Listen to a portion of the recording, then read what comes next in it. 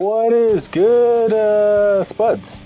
This is your host, Jesse White here of the Needless Potatoes podcast. How's your Friday going? Saturday?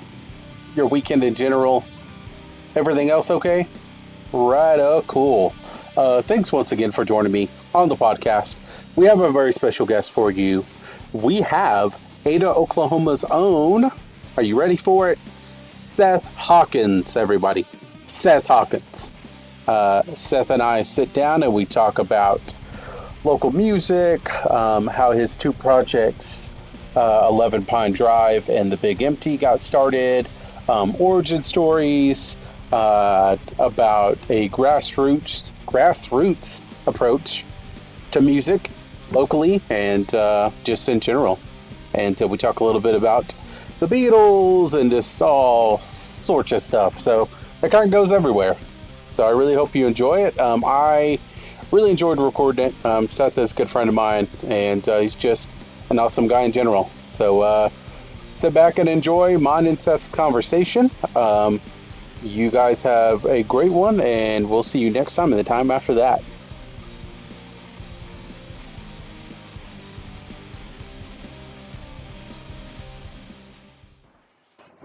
Hey there, Spuds and Spuds alike. This is Jesse White here of the Needless Potatoes podcast. I am in Seth Hawkins' house with Seth Hawkins. I don't have COVID, but Jesse totally coughed earlier, and I felt a little obligated to mention that he coughed. I did cough, but not a corona cough, a regular cough, because of all the cigarette smoke in here. Definitely not the chronic cough. Definitely not the corona cough. But there it is again. I had to clear my throat. You are in a local band, actually two local bands, one called The Big Empty and one called 11 Pine Drive. I'm going to say it's 1.5 bands, because Kelsey's in The Big Empty and she's in 11 Pine Drive. But 11 Pine Drive is just me and her. We have a lot of fun doing it. We do more so the shit that you want to do versus what the crowd wants to hear. And what is the differences between you doing the shit that you want to do and what the crowd wants to hear? The working band versus the band that you want to be. The Beatles were one of the best bands ever because they did exactly what they wanted to do. And very few, like Buddy Holly did it, and he died in a plane crash. So figure that. So what you're saying is, if bands do what they want to do, they will die in a fiery plane crash. Plane crash. No questions asked. Like half a question asked. But essentially, whether it be metaphorically or realistically, you're more prone to getting a plane crash doing what you want to do versus what the crowd wants to hear, and I hate that. Huh, okay. So, more so on your question, where did those names, The Big Empty and 11 Pine Drive, come from? So, in my driveway, I have 11 pine trees in my driveway. Bam, nailed it. Crushed it. That's it.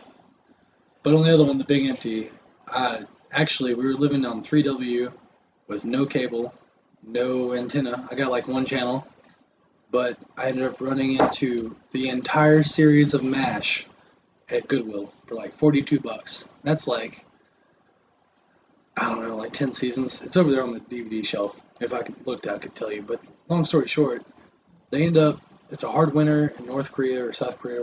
I guess they're in South Korea. Long story short, it's a long winter. They run out of shit to burn. And the colonel calls headquarters and he's like, hey, we need desks, we need saddles, we need paper, we need gauze, we need needles, And they're like, what do you mean? It's like, no, dude, I promise, I'm talking to you from The Big Empty right now. And he's sitting on the floor with just a telephone. No pictures no desk, no chair, no anything. He's just sitting on the ground talking on the telephone because, normally his whole office is full of office stuff. They burnt it because they had to stay warm. Okay. So, what you're saying is this is a paradox of the office. The only thing about art is it's interpretation. Interpretation goes a long way. Okay, so It's funny that you didn't choose Scranton City, whatever. You didn't choose Kevin's band, but you chose the Big Empty. It's little things. Okay, so that's a what they call callback for all your office people out there. So what kind of movies you into, Jesse? Okay, that's the question you want to start with. Fine. It depends. I'm a big fan of horror movies. I'm a fan of The Office as well. Good horror movie. Yeah, great horror movie. That Dwight, he's a deranged man. No, he's okay. But yeah, yeah. That's how the beats are made from humans in his manure farm. No, I'm a big fan of horror movies. I like movies in general. Um, some of my favorite movies are Alien, Bloodsport, The Fugitive. 80s AF. What? 80s AF. Oh yeah, 80s AF. Yep. Actually, Alien came out in 1979. That's a good reason not to live. No, dude, Alien was a great movie. Don't get me wrong. Oh, Alien was more than a great movie. It's a fantastic movie. I can tell you so much about that movie. But I like Bloodsport. I also like American Werewolf in London. List goes on, really. Yeah, thanks for fixing that. Seth's fixing the mic stand right now. But Tighten up. yeah. What about you? What kind of movies are you into over there? Mostly the ones that are cheap. Support, you know. No, but for real, like my favorite movies are the good old cult classics. I mean, Grandma's Boy, Golden Oldie, right? I Yeah. mean, even if you don't partake in that lifestyle, you know that movie. Right. Yeah. If you're not if you don't participate. Hypochondriac, Yeah. Yeah. right? If you're not into different kinds of smoke. Your words. Yeah, yeah. If you're not into the devil's lettuce, as they say, then you can still enjoy that movie. That's a good movie, I mean, Grandma's like Boy. Days in the Pews, Fast Times at Ridgemont High, Porky's, Revenge of the Nerds. I love the '80s for that. But I mean, Grandma's Boy is more our cultural. Right? You know, Yeah.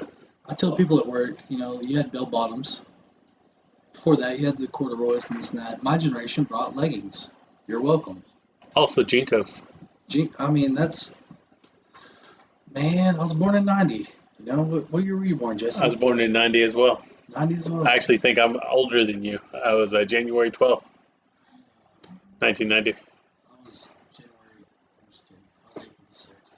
Oh, okay. Well, Couldn't be on one thing. dang. So Your we're skin's browner and you're older. wow. Okay. That's a bold statement. That's like I'm not gonna say his name, but my buddy, his I went to over to his house to pick up Alien, and his wife was. I'm actually doing that for a podcast later on, but his wife was like his wife's dog started barking at me, and she's like, "Yeah, I think my dog is racist," and I was like, "Okay, that's something to say." It's spread into the DNA. I've had dogs that hated police officers or anybody in uniform, and I've heard that's pretty common, honestly. I mean, I'm not saying dogs are racist. Dogs are dogs. And racism's bad. We'll just end that right there. Let's just cut that right there. Racism is bad, huh? Dude, it's the worst. I'm racist against racists, actually. I hate racism. I'm an equal opportunity learner. I hate anybody that hates anybody, Like, Okay. equally, whether it be race or, like, the way you play your music or the way you wipe your ass, that's just wrong. You shouldn't Well, be telling anybody to do any of those things. I feel like if you're wiping your ass wrong, then you deserve to be educated. Maybe not hated, but educated. I mean, like, listening to music's kind of like wiping your ass, I mean, like, I might like Maroon 5 and you might like Nickelback. We're both wrong, but maybe we wipe our ass a little differently. I don't know. I mean, it's still shit, right? Well, Moves Like Jagger is a certified banger. So, I can go further than that. I'm actually a big Maroon 5 fan. okay, what's your favorite album by them? It's not about the album, dude. They're actually a really early cover band. They have a cover of Highway to Hell, and I encourage anybody listening to this to listen to Maroon 5's cover of Highway to Hell. The drummer jumps up, grabs a guitar. I think Adam, whatever his face is, jumps on drums. Adam Levine, right? Your words. I'm just kidding. Yeah, for sure. But yeah, no, dude, he jumps on drums. The drummer jumps on guitar. And they play a cover of Highway to Hell, and it's actually pretty decent, honestly. I saw Nickelback do a cover of a Highway to Hell and Running with the Devil at the WinStar Casino back about 10 years ago. And talking Nickelback and Creed is just like not good for anybody. You know? I mean, Okay. like, it's nothing against them. I mean, there's nothing against anybody that likes music that likes them, but it's I can't make a metaphor for that, but Okay. I don't think there is a metaphor. dude, let me tell you about an argument I got into with Jason Willis. I mean, anybody that The Jason Willis? the Jason Willis, long-haired, redneck. He's got Angus Young tattoo on one shoulder and then a Chevy emblem on the other. Like, he is bona fide redneck. God bless him. But we were talking Creed versus Alice in Chains, or like any half-assed decent grunge band. I was like, man, Creed obviously got some influence from Alice in Chains, or any Pearl Jam, fucking grunge in general. If you listen to Creed, you can't help but hear grunge, in my opinion. That's what's cool about music, is you can have your own opinion and be wrong, but it's still your opinion. So you're really not that wrong. But with Jason, dude, he hates whenever I tell him how I feel about music. And ain't that some shit? Ain't that some shit? Ain't that some shit, dude? Everybody will tell you how you should feel about music, but nobody wants to tell you just, hey, dude, listen to music. Let it feel how it feels, period. Okay. There you go. You heard it straight from Seth That's Hawkins. deep. Yeah, that is deep. Let you feel however you want about music. You don't have to feel any kind of way. Whether or not Jason Willis agrees with you. Yeah, I mean, And he probably won't. yeah, Because I agree with that. because he's a turd. No, he's a whoa. No, he's actually he's a good guy. I like Jason. Now you're okay. I can always edit it out. He's good people. Yeah, no, he is He good. means well. Salt of the earth. He really means well. He is. He's a good kid. There's been plenty of times babysitting him over at Vintage 22, Can't but imagine. You babysitting? Was I carrying him, or were you carrying him? I mean, let's be well, honest. we were both carrying him that night, and that's when he was trying to. Physically, we were both carrying him. Mentally, I was carrying him a lot more. Well, But yeah. Well, he came up to me and he was like real mad, and he was like, man, he's like, fucking motherfuckers, and he was like. Hit himself in his chest, and I was like, dude, what's wrong with you? Right? And he's like, yeah, man. He's like, I'm just fucking pissed. He's like, I'm gonna kill that motherfucker. And I was like, who? But he wouldn't say who, and he was just like still mad. And he kept going pow pow pow, and he was like shadow boxing. I was like, Naruto? Naruto? no, he was shadow boxing, and he was mad at somebody, and then So, little known fact, Jason's actually a TikTok video guru. He's got a following. no bullshit. No, total bullshit. But mostly, Kelsey made a TikTok thing, and Jason's got like 3 videos on her thing where he's just inebriated Oh, okay. and doing exactly what you just said he was doing that night. But he was like, couldn't stand up by Kelsey's car in my driveway. It was Yeah. a good time, dude. I hope everybody looks that video up. Hell of a guy. No, I love Jason. Jason's awesome. He so he was doing that, and then that's when I was like, "Are you all right, man? Are you good?" And he was like, slurring or whatever. And then I think you and I drug him out. And then the day after, or the day after that, is when I sent you that meme. It was like a meme. It was like whenever you go to the bar and somebody bumps into you or whatever, it's like Drake, and he's all pissed off. That's pretty much how Jason was, because he was like angry as fuck when we were carrying him out. Bring that big dick energy. Big dick energy. I guess so. And and then I put him in the back of somebody's car, and he passed out. Probably mine. Okay, yeah, probably is. Mine. I take him home a lot. Yeah, there you go. So I put him in the back seat, and he passed out, and yeah. Let me rephrase that. I don't take him home a lot because I ride a lot, but Kelsey takes him home a lot. Yeah. Matt takes him home a lot. Eli takes him home a lot. You know, he gets taken home a lot. Yeah, well. You know. Hey, man. He gets around. Everybody wants to go home. Yeah, no. Jason's awesome.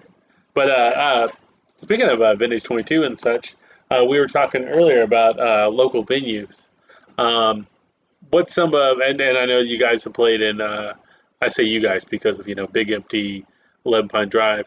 I know you guys have played like in with Sulphur, at Soggy Bottom Trails. Arena Sports Bar in Sulphur, which you literally have to tape napkins to your drums, which ain't that bad unless you're a rock and roll band like we were, which is fucking terrible.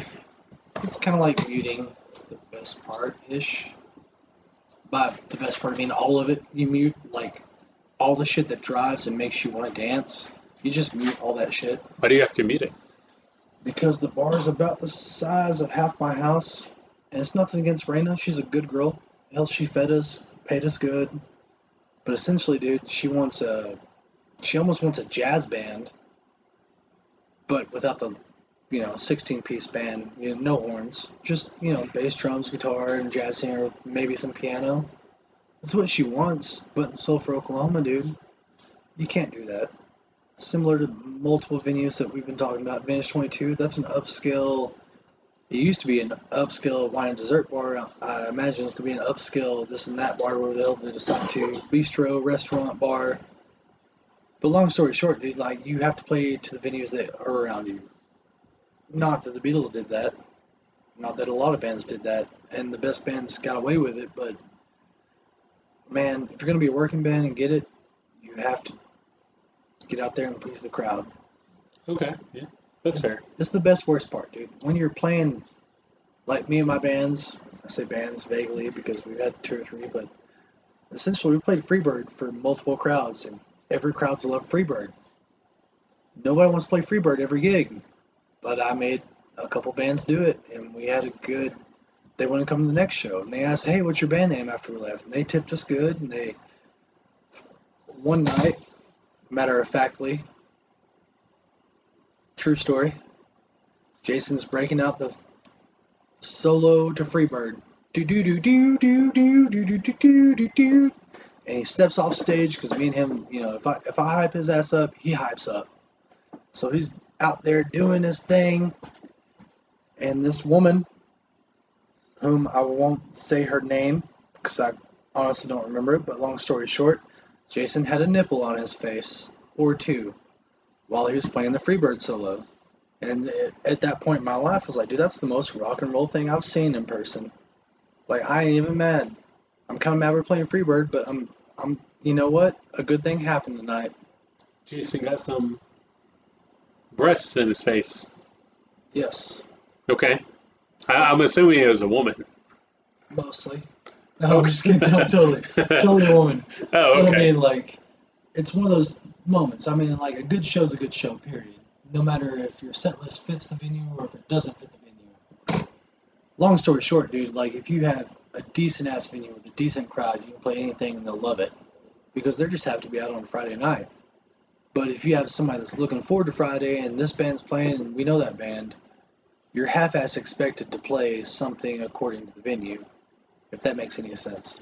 Right, no, it does. Well, I mean, and we were talking... Expectations. Yeah, we were talking off air earlier, and we were discussing... Wait, we're on air? well, on the podcast. Okay. So we were talking off podcast when we weren't recording about whether or not it's good to play to a crowd or to play like covers or originals.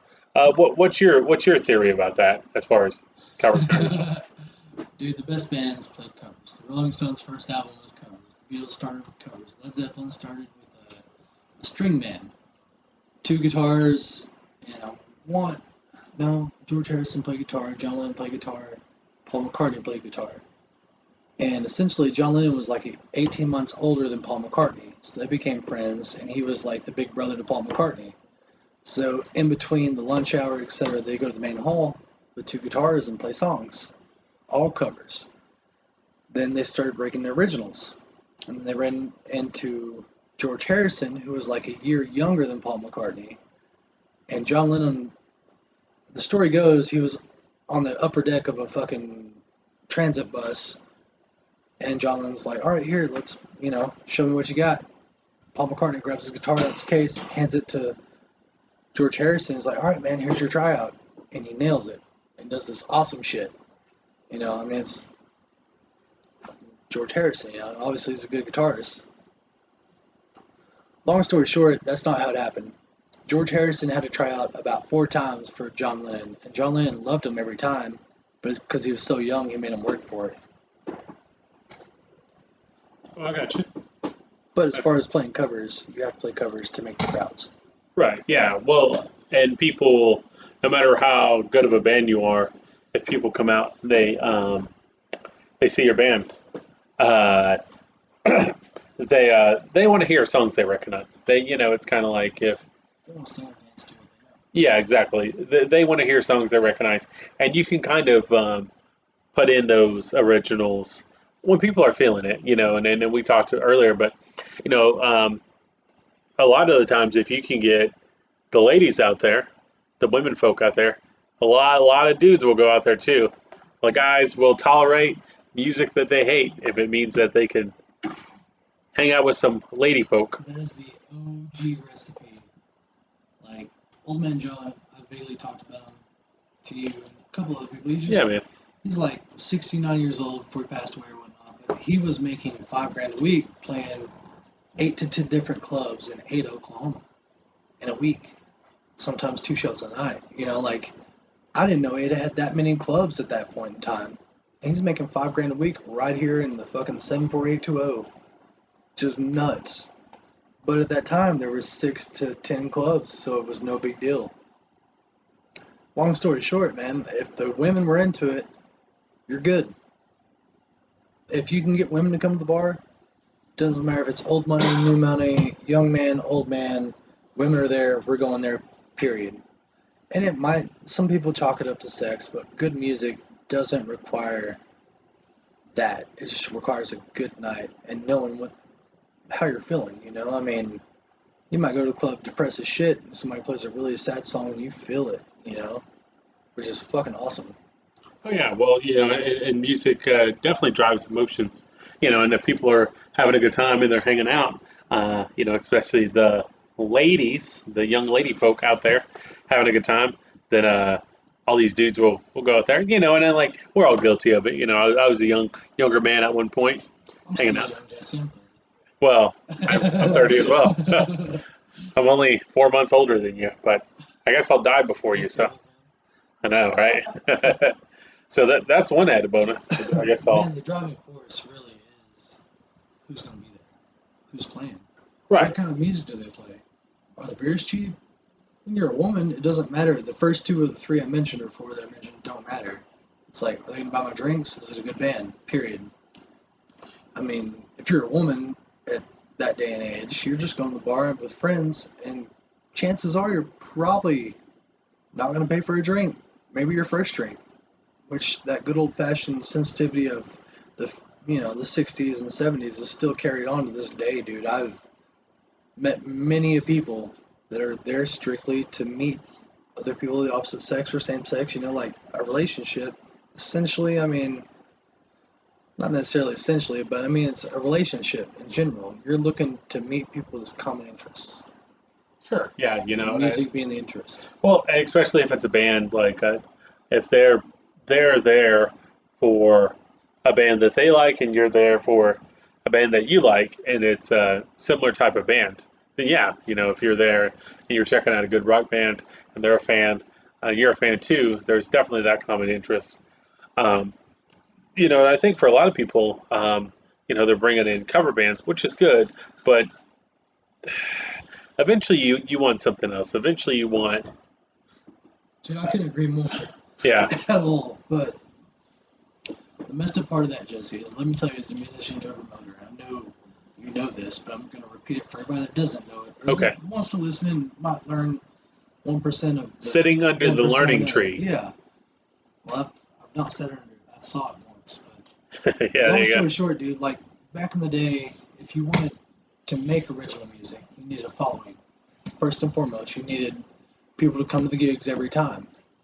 In order to get those people, you have to play the songs that they want. I mean, that's just like 101, whether it's 1500s or 1980. You want to play the shit that people have heard or are familiar with because and it might be a really off the wall cover of what they've heard before, but they still know the words. They still know that backbeat, they still know the initial nuance of it, Feel of it. yeah, exactly. But even further than that, now you've got YouTube and all this other fucking very good variables that help so many people, except the guys that are still trying to do it the old-fashioned way of, all right, we're gonna go to the same bars, over a year. The Beatles did the same, like they were in Liverpool for 6 months, then they went to fucking Hamburg for like 12 months. Well, they went back to Liverpool and they were awesome. They went back to Hamburg the third time and they were fucking spectacular. They were so good that the other people going from Liverpool to Hamburg couldn't hold a match up to them. They're phenomenal. They did local, they did it again. The second time they did it around was exponentially better.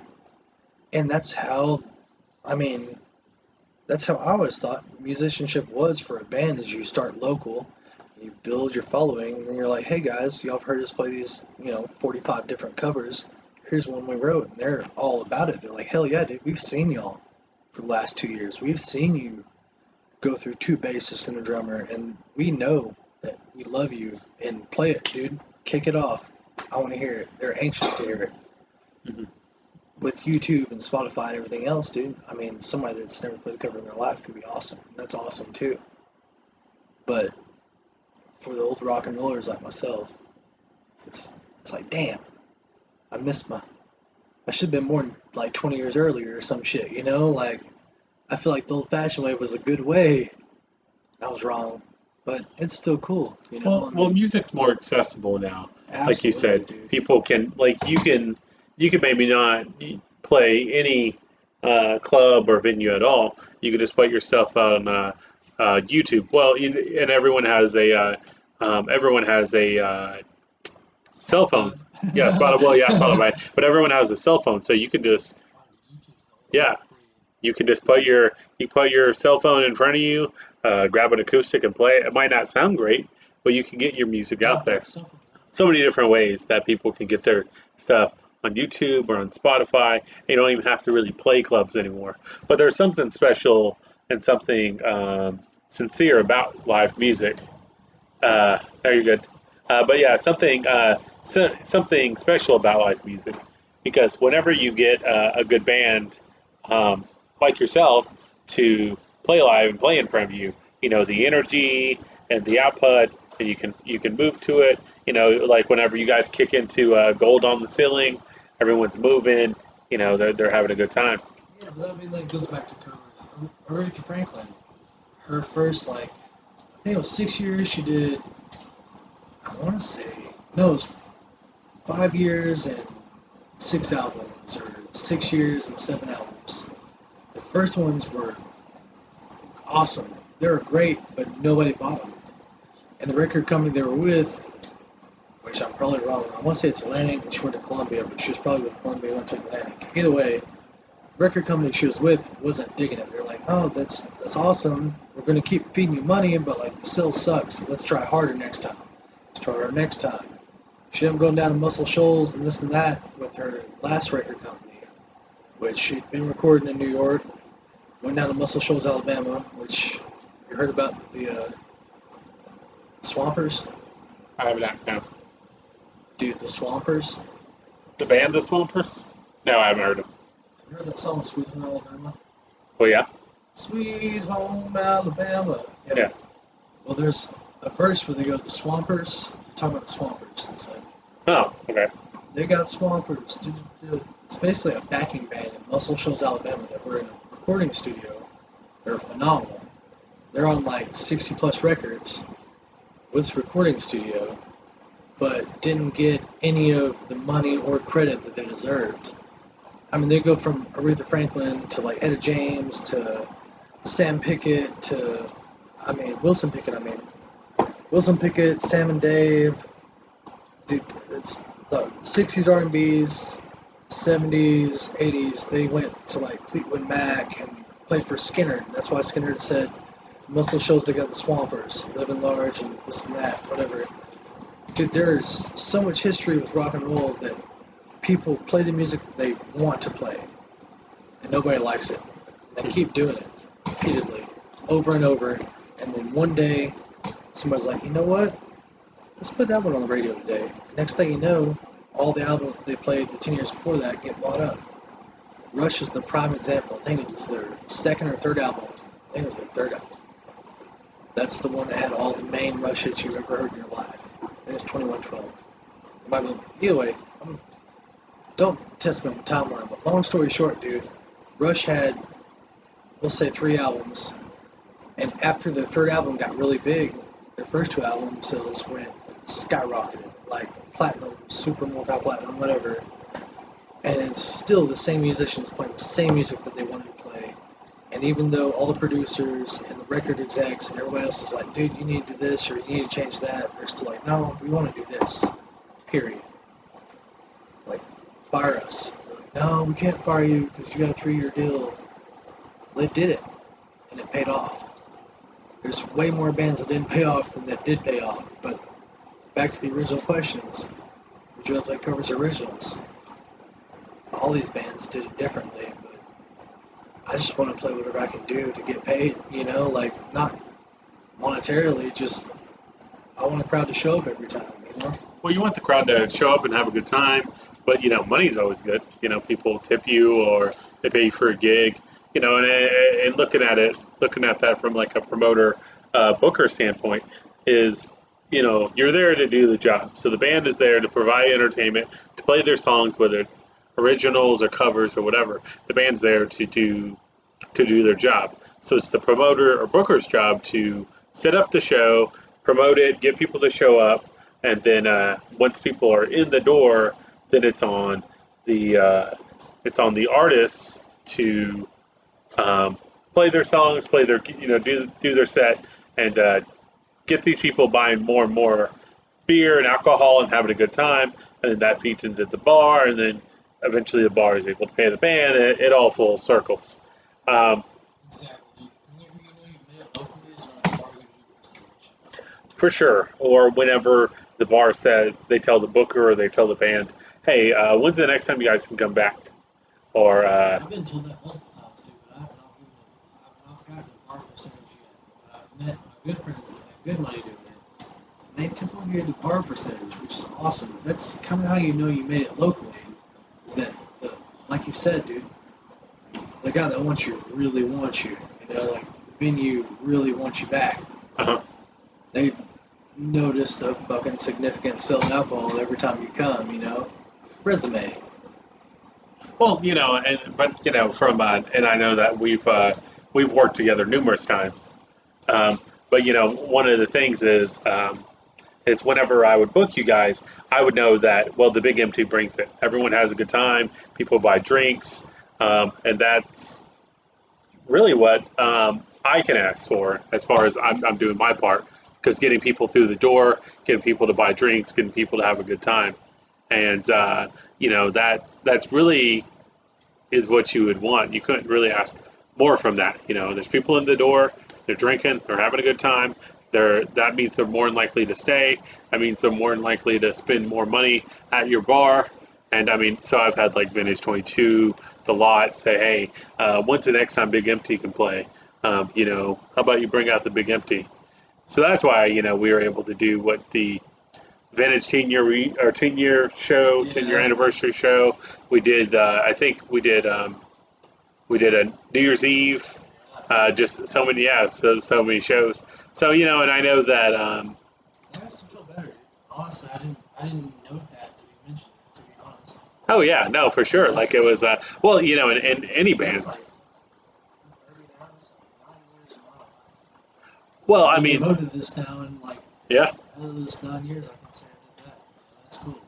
Oh yeah, for sure. You can say that you played AdaFest, so um, it's gonna hold. Go ahead. Is that you're able to play AdaFest and you're able to be a part of that. So we can kind of get into that a little bit if you'd like. We can kind of go into maybe your experiences with AdaFest as a sound man, but also as a performer. So, dude, essentially, being a musician in Ada, Oklahoma, I saw Casey Howard the first time. I was like, dude, I want to do what that guy's doing. Like, I play guitar too. And at that point, I've already been, I auditioned a couple times here and there, but I saw them and I was like, dude, I want that. That's like, I see it, I want it, I wanted it before I saw it, now I really want it. And at that point, my goal was to be a, like, not necessarily a force to reckon with, but like, I want to be on that list of people like, hey, who plays music in Ada? I want somebody to fucking say Seth Hawkins. Like at that point in my life, that's what I wanted. Uh, Casey Howard was that dude that really, hell, he inadvertently helped me to realize that he was like, dude, you're doing a good thing. And that little pat on the back was like, dude, I can do this. That sounds cool to me. That's what I've always wanted. But this dude that I think is doing it really well told me that I could do it. So that's after that, dude. Like, yeah, really. oh, for sure. And Casey definitely is a huge part of the Ada scene.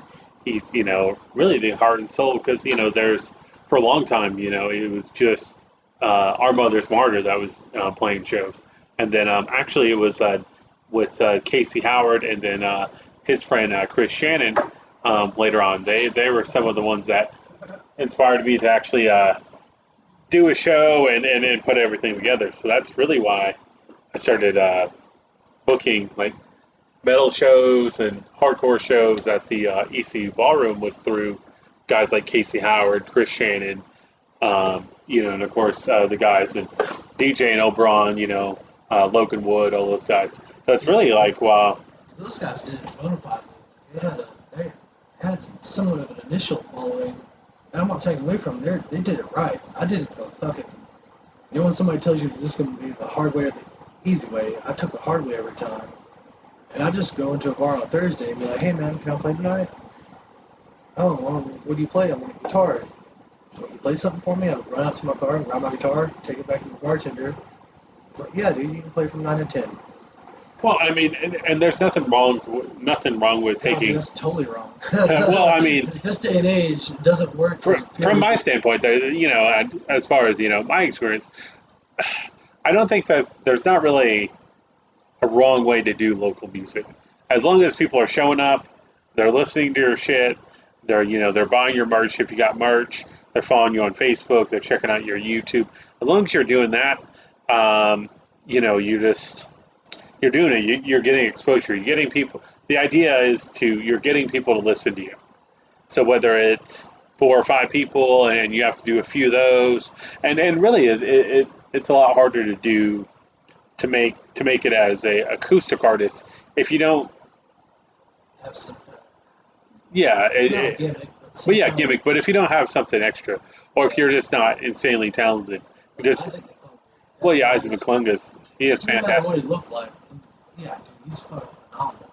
Oh yeah, no, he He is, he is these great. days, But you got to think about like how long Isaac worked on playing he's a guitar, working musician. working exactly how many times like I'm a semi-pro at best. On my best day, I'm a semi-pro. Isaac is full professional. Every day he wakes up and he goes to sleep reading music. That's awesome. oh for sure because it's a lot of it's repetition, a lot of it's like just going out there every day, every night, every weekend, just doing it. Keep pushing, and sometimes there's more of a breakaway for bands like Oberon or Our Mother's Martyr or Isaac McClung or so sometimes those guys find a niche and then it sparks and then that's it. Then they're able to do more and more. Or sometimes guys, kind of take more of a grassroots approach where, like yourself, like you go into a bar, hey, this is what I play. Can I play from 9 to 10? Because you need all types of acts. You need those kind of bands. Well, right now, like the lot is only doing acoustic acts, so it doesn't matter how like great of a band you are. If the venue doesn't want bands and they only want acoustic acts, well, guess who's going to, be there? The acoustic acts. So, it kind of, it's all relative, really. It all kind of That's all pans a out. bullying plot, to be fair. But Right. honestly, I'm not. I know, I'm gonna knock on wood, so I don't want anybody to hate me, but I'm not that big of a metalhead by any means. Like the most metal thing I listen to is probably like Our Mother's Martyr at best. And not say they're not metal by any means, but it's just my bowling pot's smaller than what I thought it was. I thought my bowling pot was huge, but I didn't know how big of a following metal has in southern Oklahoma, dude. I was surprised. I'm still surprised to this day, and I love it. I think it's awesome. I really do. I mean, Oberon, Our Mother's Martyr, fuck, dude. There's so Crowbone, many. yeah. Crowbone. Yeah, Crowbone. Fuck yeah, dude. Those guys were. Yeah, man. Crowbone from Oklahoma City. Who's that other band? Anyways, there's a shitload of Indian. Oh, for sure. Good Yeah, music. yeah. We could go on and on about Yeah. the local scene, but yeah, for sure. And it's so that's really my advice for anybody is just consistency. You just have to go out there and do it, and you have to go out there and if you haven't played a live show before, if you're playing at like 16 or you're playing at 18 or 20 or 30, your first set's probably not going to be that great. Dude, I cannot count this. I seriously, my fingers and toes included, I can't count how many times I played for the bartender and myself. Yeah. It's been countless. I mean, it's nothing against the crowd that night, or hell, maybe it was December, maybe it was March. What doesn't matter. It's just a bad Friday night. Nobody wanted to go out to the bar. It wasn't because the music wasn't bad. I mean, the music was par at best, Uh-huh. But it's just sometimes it just ain't the night. It doesn't mean to stop. It's that much harder next weekend. Well, I've done like open mic nights, with like stand up comedy, I love your stand-up. Oh, thanks, man. I need to do more of it. I'm a solid fan. Thanks. I need to do more of it, but it's like the very first time I ever did an open mic night was in Norman, and there were some people there, and like they all stared at me after I did my set, and then when my good friend Electra invited me to the Root, may they rest in peace, may the Root rest in peace. I did my R.I.P. I did my set, and one guy laughed. No one else did. I did 5 minutes. Electra laughed. She's very sweet and she's very supportive. But She's not a guy, right? no. So two people laughed, and one guy laughed. Yeah, Okay, well, one guy that I didn't know, and Electra laughed, and it went all right. And then that same dude came up and said, "Hey, man, you did a good job, whatever." And I was like, "Oh, thank you so much." But there was like so many people that were like, "What the fuck is this?" or "What's going on?" when I was up there. And like stand-up comedy it's so personal, it's so raw because it's just and you're the entertainment. Everyone's focused on you, and there's no pauses. there's no pauses. Exactly. There's no a band's not setting up, and then and then, you just it's just one of those things, and it worked out, and it's but it's the fact that you went out there and did it, so that's what I can say as far as like bands or musicians or stand up or whatever it is just do it. The fact that you did it, because the first time you do something, it's probably not going to be good, but it's that repetition. Unless you're Bob Dylan. I mean, yeah. Aside from Bob Dylan, Yeah, well, he wrote that awful John F. Kennedy song. And have you heard it? It's like 18 minutes long, and it's all about the John F. Kennedy assassination. And the fucked up part about Bob Dylan is, as much as you hate him, you gotta respect him. I've met many people that hate the Beatles. And it's not that I don't love the Beatles, it's just more so that I'm like, you know what? The Beatles did something that nobody else ever did, kind of like Elvis Presley. Huh? Kind of like Buddy Holly. I mean, it's not that I love their music. Granted, I do like a lot of all three of those artists' songs. Johnny Cash, even. People were like, he's not a singer, he's a vocalist. Yeah, dude, Ozzy Osbourne was a fucking vocalist. Dio's a singer. It doesn't take away from their creativity. Oh, for sure. But essentially, dude, it's like these people changed the game that Buddy Holly was the first person to go into a recording studio with 4 guitar tracks, bass, drums, a little acoustic, and shaker on, 8 tracks. He already had them pre-made in his head when he did it. The Beatles were the first ones that really got recognition. They didn't have a band manager. They said, hey, we're going to do this. Producers were like, hey, no, we really want this. And they're like, oh, well, at the end of the day, we're doing this, period. These guys change shit that people never recognize. And that's what's cool about music is it changes a lot of shit. Oh, for sure. And that kind of goes back to the kind of grassroots approach because, really as a musician or as a stand-up or whatever is you can get your shit out there, but there's different ways to do it. Like there's I think there's at least one or two like mainstream films that were made on an iPhone camera.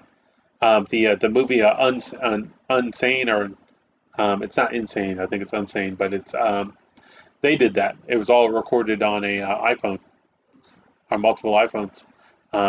So you can do stuff like that, or you can, Dude, yeah, like you said earlier, the YouTube sensation. exactly. iPhone 6. Well, and we're using a mixer and a laptop, and so many bands can plug into that and just record something, record a Yes. demo, and they can do all that at home. Dave Grohl with a 4-track recorder. He did it with a 4-track cassette recorder. Exactly. Like Robert Rodriguez, the director, he does a lot of his editing and on his computer, which you can argue if they're good quality movies or not. But the fact that he's actually doing it, he's taking that kind of grassroots approach. I think that's very cool. Dude, that's pretty much, that sums me up. It's grassroots approach. Well, there you go, grassroots approach. Well, kind of wrapping up here. What are some more of your favorite memories of being a musician, playing shows? Give me one really good one where you kind of felt like one really good story, and then a story maybe where it didn't work out so much. I'll give you the first one that didn't work out. That was the lot, like last weekend, right? Okay. Last weekend. Yeah. I took an acoustic with basically a sound hole pickup, meaning really low budget. I'm going to take the cheap stuff because I didn't expect that big of a crowd, to be honest. Huge crowd. Didn't bring a guitar pick. Broke a string on that guitar, swapped guitars, broke a string on the other one, swapped those again, restrung it, broke that string and a B string. So 4 strings in one show. Didn't have a guitar pick.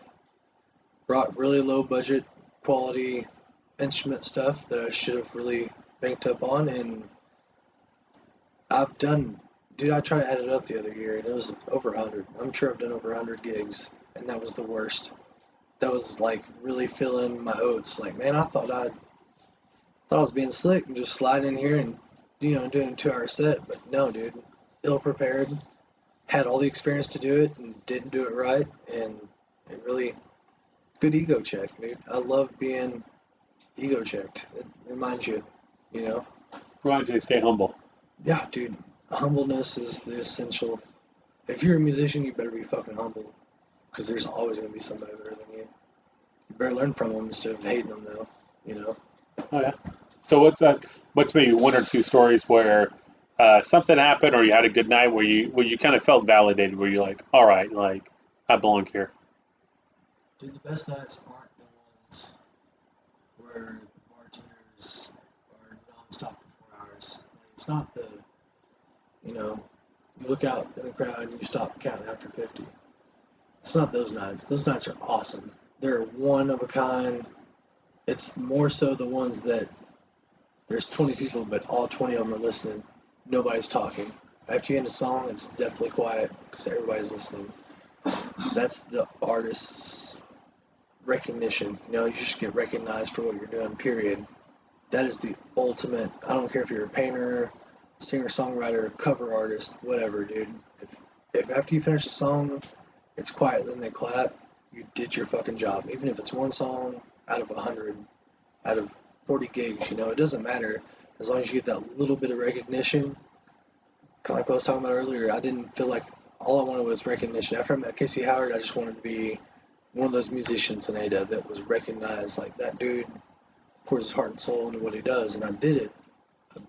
Strive for it, and then I got it. And then after I got it, it was like, dude, yeah. Whether I'm good now or I want to, hell, maybe I want to be a singer-songwriter. I want to be, somebody buy a song off me, whatever. Recognition, though, essentially. Okay. Well, yeah, and speaking of Casey Howard, I know all of the times you guys played sets at either his house or his Halloween parties or whatever. They've all been really good sets. I think the last one it was a lot of fun, Yeah, dude, that was really a good time. blast, dude. Yeah, so You yeah, straight up jammed. yeah, there you go. And then everyone in the room enjoyed it because they were there to listen to music. They weren't there to you know Meet those new significant others. yeah, meet their boyfriend or girlfriend or yeah, their partner. So it worked out, man. It was a lot of fun. Isn't Well, that crazy how that happens though? Like as a good ending note, you mentioned earlier young women going to bars and that brings the crowd, yeah, etc. Versus the people that really love to listen to music. I think it's like an age thing. At one point, you realize, I've been listening to bands for X amount of years. I'm going to actually listen to bands, and that's when you decide. I don't know. It's like a second awakening to me to listen to a full album versus listen to one song repeatedly. right.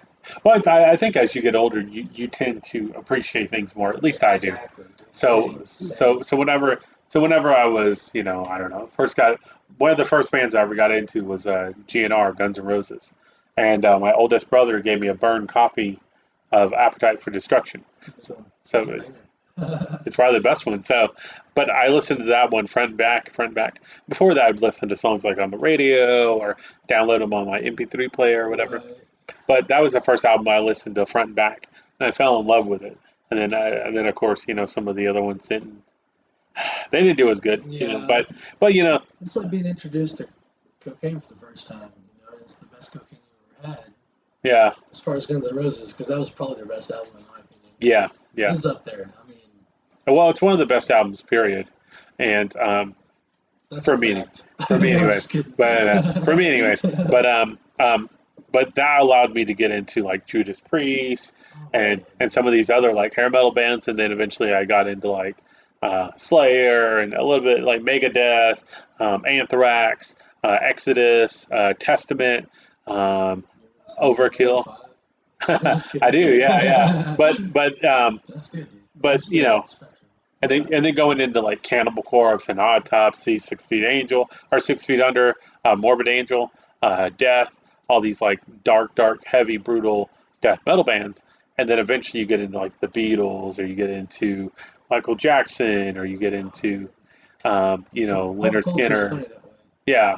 So it kind of it really comes full circle. Then you get into like Elvis or Buddy Holly I or mean, if you like the latest podcast I've been listening to is Archaeology of Rock and Roll, and it starts at the 40s, and I'm into like the Beatles right now. But from the 40s up, dude, during the 60s, from 60 to 69, there's a little bit of rock and roll, but mostly it was R&B. yeah, And it was awesome, dude. You had chess records with the blues before that, and then you had Motown coming up in like 62, mhm. which was fucking phenomenal, dude. I mean, civil rights movement on top of that, music, pop culture, etc. Dude, I Oh can for sure. talk for hours about music. Oh I yeah, love for sure. music to death, dude. I do too.